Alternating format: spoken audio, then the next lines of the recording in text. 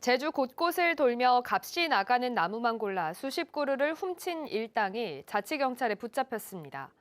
심지어 이들은 팔기 전까지 나무를 임시로 키우기 위해 한라산 중산간의 문화재 보호구역까지 훼손한 것으로 드러났는데 그 면적만 축구장 2배가 넘는 15,000제곱미터였습니다. 송원일 기자입니다. 인적이 뜸한 제주 시내 중산간 도로. 6.5톤 트럭 한 대가 지나갑니다. 화물칸에는 커다란 참빗살 나무 2그루가 실려 있습니다. 곧이어 나타난 또 다른 트럭. 검정 가림막 아래로 같은 나무 2그루가 보입니다. 8.4m 길이 적재함이 모자랄 정도입니다. 전문 조경업자가 포함된 일당 4명이 제주 곳곳을 돌며 훔친 나무들입니다.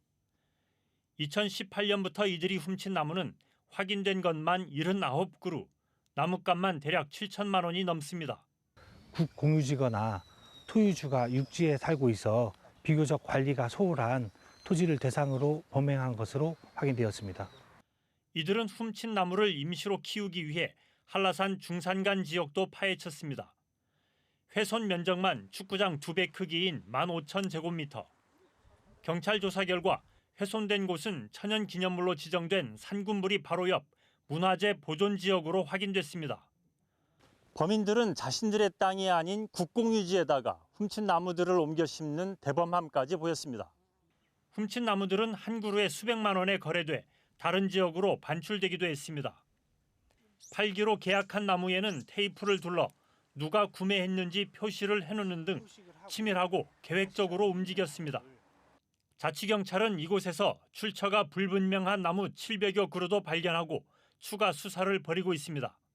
제주 지역의 조경수의 경우에는 강한 바람의 영향으로 수영이 빼어나기 때문에 고급 골프장이나 리조트에서는 많이 찾고 있는 상황이고, 자치경찰은 범행을 주도한 조경업자 1명을 특정범죄가중처벌법 위반 혐의로 구속하고 범행을 도운 3명을 불구속해 검찰로 넘겼습니다. MBC 뉴스 송원일입니다. 제주 시내 한 쇼핑센터에서 천장이 갑자기 무너져 내렸다는 소식 전해드렸는데요. 제주시가 발주한 전통시장 현대화 사업 공사를 한 지 열흘 만에 발생한 사고인데 부실 공사 의혹이 제기되고 있습니다. 이따금 기자입니다.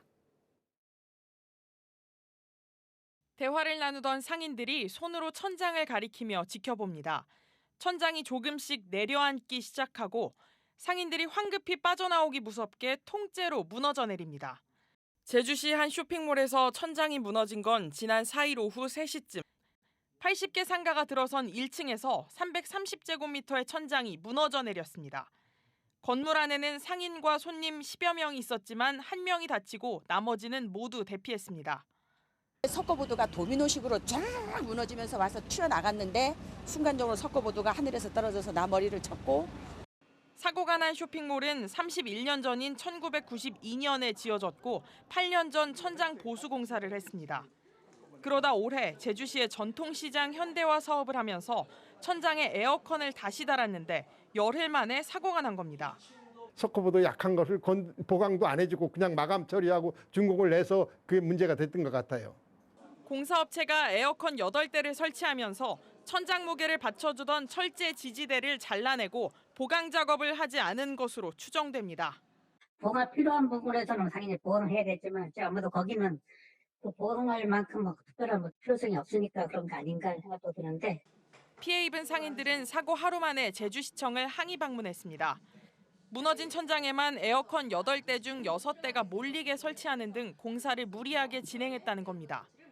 에어컨이 집중적으로 그 라인만 설치가 돼 있었어요. 그래서 설계 도면을 가져왔을 때부터 문제가 있다 싶어서 항의를 했는데. 경찰은 정확한 사고 원인을 밝히기 위해 국립과학수사연구원과 함께 현장 감식을 벌일 계획입니다. MBC 뉴스 이따금입니다. 갈수록 심화되는 기후위기로 가장 큰 영향을 받는 산업 가운데 하나가 바로 농업입니다. 이상기후에 연이은 흉작 피해를 입은 농민들이 더 이상 버티지 못하겠다며 밭을 갈아엎고 대책을 촉구하고 나섰습니다. 홍수현 기자가 보도합니다. 메밀밭에 늘어선 대형 트랙터들. 굉음을 내며 밭을 달리고 지나간 자리에는 검은 흙더미만 남습니다. 예년 같으면 수확의 기쁨을 누려야 할 시기지만 올해는 굳은 날씨 때문에 수확을 못하고 밭을 통째로 갈아엎고 있는 겁니다. 지난 2월 씨를 뿌린 뒤 5개월, 10,000제곱미터 밭은 10분이 채 안 돼 흙밭으로 변하고 맙니다. 애지중지 메밀을 키워온 농가는 억장이 무너집니다. 이제 앞으로가 걱정이 비료값도 물어야 되겠지만 대출 이자도 물어야 되고 하는 이런 형편에서 굉장히 어렵습니다. 전국 메밀 생산량의 70%를 차지하는 제주 지역에 메밀 생육의 가장 중요한 시기인 지난 5월 제주에 내린 비는 408.1mm. 평년 강수량의 2.5배를 넘었습니다. 수확을 앞둔 6월에도 평년의 1.5배에 달하는 292.3mm의 비가 쏟아졌습니다. 이 때문에 메밀은 채 여물지 못하거나 일부 여문 열매는 맺힌 채 발아해버려 올해 봄 메밀 생산량은 예상량의 절반을 밑돌 것으로 예측되고 있습니다. 농민들은 더 이상 견디지 못하겠다며 대책을 촉구했습니다. 겨울에는 한파로 채소 수확을 포기한 데 이어 메밀과 밀, 단호박 등 봄 작물까지 흉작 피해가 극심해지고 있지만 기후 위기에 대비한 농정 대책은 전혀 없다는 겁니다. 기후위기로 인한 생산량 감소는 벌써 진행되는 상황이며 또 작물을 수확하지 못하고 밭에서 그냥 갈아엎는 것도 일반사가 될 것이라고 우리 농민들은 입을 모았고 그 대책을 강구하라고 계속적으로 농정당국에 요구해왔다. 농민들은 농작물 재해보험도 가입 대상 품목이 기후 변화를 따라가지 못해 농민들이 제대로 보호받지 못하고 있다며 기후 위기에 대응한 근본적인 대책을 마련하라고 요구했습니다. MBC 뉴스 홍수현입니다.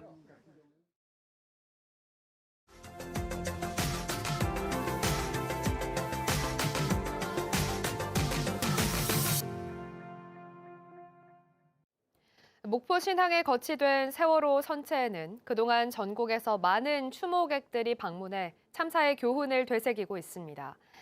그런데 해양수산부가 돌연 7월부터 세월호 선체 탐방을 전면 금지하면서 논란이 일고 있습니다. 김진선 기자가 취재했습니다. 세월호 침몰 3년 만인 지난 2017년 무트로 올라온 세월호 선체는 목포 신항 부두에 거치됐습니다. 304명이 희생된 참사의 현장이자 증거물인 선체에는 참사의 교훈을 되새기려는 사람들의 발길이 이어지고 있습니다. 사전에 신청한 단체들은 유가족들의 안내에 따라 선체 내부 곳곳을 탐방하기도 했습니다. 지난해에만 1,300여 명이 찾았습니다. 가족들이 왜 싸우는지를 알 수가 있기 때문에 그런 목적을 가지고 또 하는 방면에 또한 이 세월호가 영원히 거치돼서 세월호 참사에 대해서 왜 안전이 중요한지를 또 알리는. 그런데 해양수산부가 돌연 7월부터 선체 탐방 등 일반인들의 선체 내부 출입을 금지한다고 세월호 유가족 단체에 통보했습니다. 안전사고 발생 우려가 있고 일반인들의 출입과 탐방을 위한 법적 근거가 없다는 이유를 들었습니다. 안전사고 우려 때문에 선체 내부 출입을 제한하고자 합니다. 일반인들이 출입하고 탐방하기 위한 법적 근거가 전혀 없는 상태입니다. 일부 세월호 단체는 대안 없이 무조건 탐방을 중단하는 것은 세월호 지우기와 다름없다며 반발하고 있습니다. 선박 등록이 말소된 건 인양도 되기 전인 지난 2016년인데 7년이 지나서야 법적 근거가 없다는 이유로 출입을 금지하는 것은 납득할 수 없다고 말합니다.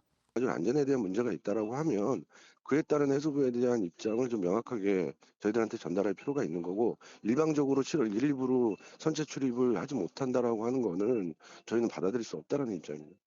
해양수산부는 선체를 영구 보존할 국립 세월호 생명기억관 사업의 일환으로 선체 내부에도 탐방로를 조성하는 만큼 그전까지는 출입을 금지한다는 입장. 하지만 실제로 탐방로 조성이 시작되는 건 오는 2027년이어서 세월호 선체 출입을 둘러싼 논란은 계속될 것으로 보입니다. MBC 뉴스 김진선입니다.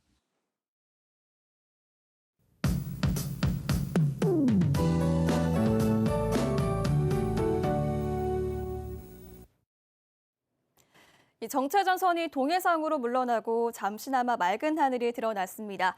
오늘 무더운 날씨를 보일 텐데요. 습도가 높은 가운데 강한 햇볕이 열기를 더해주면서 체감온도가 30도를 웃돌겠습니다. 자외선 지수는 한낮에 위험 단계까지 오르면서 자외선이 무척 강하겠는데요. 가벼운 옷차림하시고 장시간 야외 활동은 자제하시기 바랍니다. 내일은 다시 정체전선이 발달하면서 이 영향으로 하늘빛이 흐려지겠고요. 새벽부터 비가 오기 시작하겠습니다. 많은 비가 예상되는데요. 내일은 30에서 100mm 정도의 비가 오겠고 토요일 아침까지 강한 비가 이어지겠습니다. 대비 잘 해주시기 바랍니다. 오늘은 제주 전 지역에서 맑은 날씨 이어지겠습니다. 아침 현재 기온 보시면 제주 북부 지역 22도 보이고 있고요. 서귀포 23도, 성산 21도로 시작하고 있습니다. 낮 최고 기온은 북부 지역이 30도까지 오르겠고 서귀포와 성산 29도, 서부 지역 27도 안팎이 예상됩니다. 도서 지역도 맑은 날씨를 보이면서 안개 걱정 없겠고요. 해상교통 운항하기도 무난하겠습니다. 우도는 낮 기온이 29도까지 오르겠습니다. 바다의 물결은 잔잔하게 일 텐데요. 해안가에서는 너울에 유의하셔야겠습니다. 이번 주말에는 정체전선의 영향으로 장맛비가 내릴 텐데요. 일요일 오후쯤 비가 소강 상태에 들 가능성이 있겠습니다. 기상정보였습니다. 제주공항 입구 지하차도가 다음 달 말에 완전 개통됩니다. 제주시는 지하차도 공정을 마무리한 상태에서 주변 도로에 오래된 노면을 재포장한 뒤 이달 중순에 임시 개통하고 문제점을 보완해 다음 달 말에 완전 개통하겠다고 밝혔습니다. 지하도가 개통되면 교차로를 거치지 않고 화물청사에서 공항 입구까지 일방 통행으로 바뀌어 주변 교통난 해소에 도움이 될 것으로 보입니다. 4.3 당시 강경 진압 작전을 주도했다는 평가를 받는 박진경 대령의 추도비에 대한 4.3 안내판 설치가 올해를 넘길 것으로 보입니다. 제주도는 안내판 설치를 청원한 도내 시민사회단체에게 올해 말 마무리 예정인 제2차 4.3 추가 진상 보고서를 토대로 사업을 추진하겠다고 회신했습니다. 4.3 기념사업회와 제주민예총 등 시민사회단체들은 지난 3월 박진경 대령 추도비의 정확한 역사 안내판을 설치해달라는 청원을 도의회에 제출했고 도의회는 이를 통과시킨 바 있습니다. 제주도가 올 들어 지난달까지 4.3 희생자와 유족에 대한 추가 신고를 받은 결과 19,493명이 신청했습니다. 추가로 접수된 4.3 희생자는 사망자 238명과 행방불명자 359명, 후유장애자 21명과 수영자 112명 등 모두 730명이며 유족은 18,763명입니다. 제주도는 지난해부터 보상금 지급이 시작되면서 추가 신고가 늘어난 것으로 분석했는데 희생자 결정은 면담과 사실 조사 등을 거쳐 4.3 중앙위원회가 최종 결정합니다. 제주시 내 오름 중턱에 불법 건축물이 설치돼 오름이 훼손되고 있다는 제주 MBC 보도와 관련해 제주시가 불법 건축물 철거 명령을 내렸습니다. 제주시는 현장 조사를 벌인 결과 오름 중턱에 설치된 농막과 창고 등 두 동은 건축 허가를 받지 않은 불법 건축물이라며 토지주에게 철거를 통보했습니다. 또 토지주가 철거를 하지 않을 경우 이행 강제금을 부과하고 제주특별법 위반 혐의로 경찰에 고발할 계획입니다. 제주개발공사와 관광공사, 에너지공사 등 도내 공기업들과 제주은행이 지역경제 활성화를 위한 상생협력기금 업무 협약을 맺었습니다. 이들은 기금 100억 원을 조성한 뒤 도내 소상공인과 사회공헌 기업들에게 대출이자를 3%포인트 낮춰서 최대 1억 원까지 빌려줄 계획입니다. 대출은 도내 제주은행 영업점에서 오는 10일부터 진행됩니다.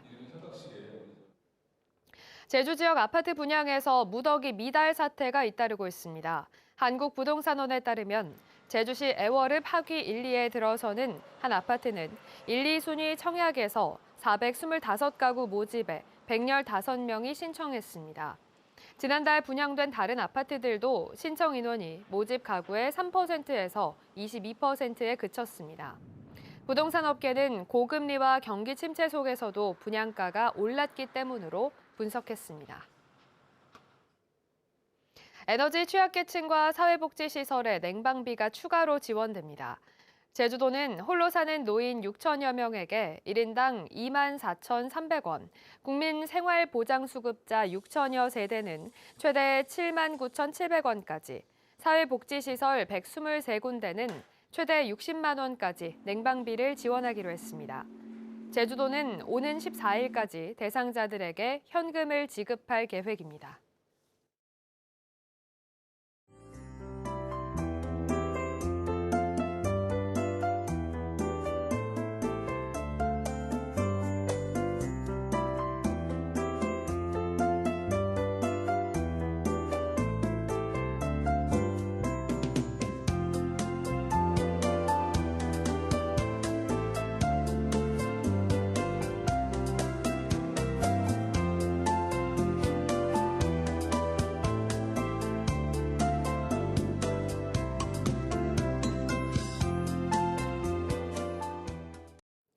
네, 목요일 아침 뉴스투데이 제주를 마치겠습니다. 여러분 고맙습니다.